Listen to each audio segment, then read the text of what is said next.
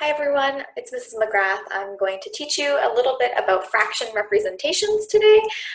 So let me just share my screen with you so you can see the poster that I'm looking at. So the first model that we're going to talk about is the area model. And when we were doing multiplication, we talked a lot about the area model. It's the same idea for fractions. It takes up space, and when we split an area model into pieces, they have to have equal parts. So here I have 4 equal parts. I drew them, so they're not totally perfect, but they're about the same. There's 4 of them, and 1 of them is colored, so that would be 1/4. Another model that we're going to look at is called the linear model. Linear contains the word line, so it's in a line, which you can see down here. And you may have heard this called a tape diagram back in 2nd grade. It shows fractions that are in a line, and same thing, it has to have equal parts. So here I have 4 equal parts, and 1 of them is shaded, so therefore I have 1/4.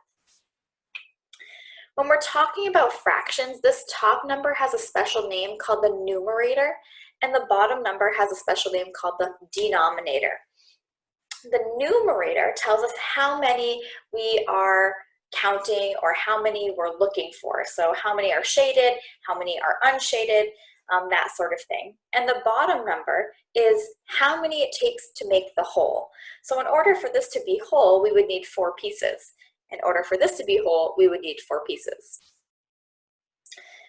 Down below, we're going to talk about the number line.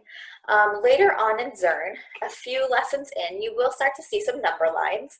And it's really important that when we're talking about the number line, I want you to be thinking about counting the chunks between the numbers, not the little tick marks that you see here.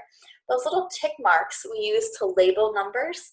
But if I count the ticks, 1, 2, 3, 4, 5, I would get 5 ticks. Well, this number line here is split into fourths. I need to count the space between the ticks as 1. So in between 0 and 1/4, that is 1 tick. This is, that is 1 space. Here's another space, so 2, 3, and 4. It is split into 4 pieces, 4 chunks of space. Okay, each of these we're going to label. We start with 0, 1/4, 2/4, 3/4, and 4/4. Now, when I want to label my 1/4 on a number line, I'm going to mark it with a dot, and I'm going to write the number above it as well. Again, when we're talking about fractions, our parts have to be equal. If they're not equal, we're not talking about fractions anymore. Our last model is called a set model, and this is when you have individual pieces or objects that are part of a whole. Again, it has to be equal size pieces or parts. So here I have 4 circles. 1 of them is colored, so 1 out of 4 is colored, or 1/4.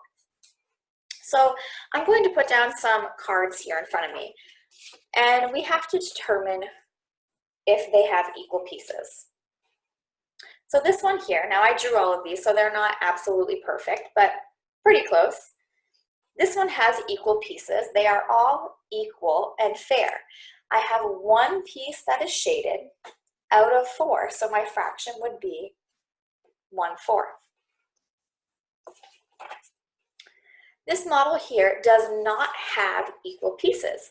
Here I have 1 square that's really tiny and 1 that's super big.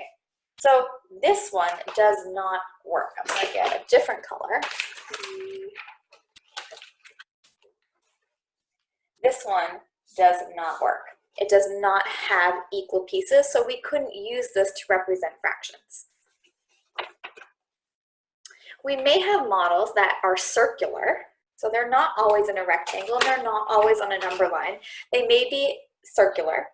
This one has pieces that are the same size, equal pieces.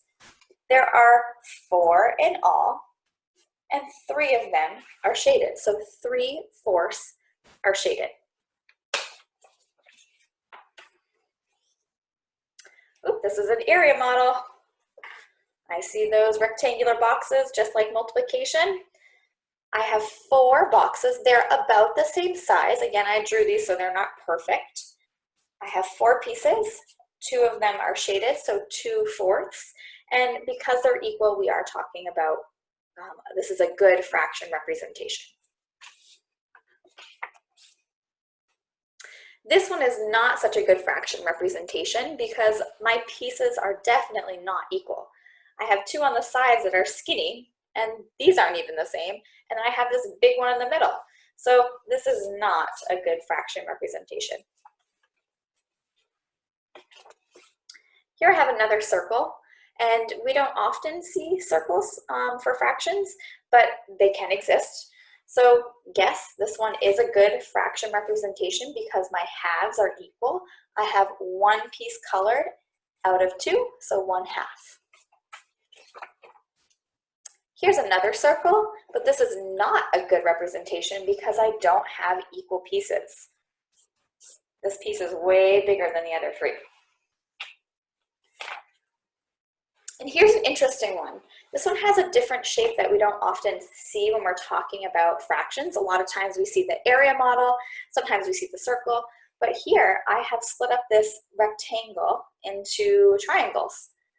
They're all about the same size, so I can still say that this is a good fraction representation because they're about equal.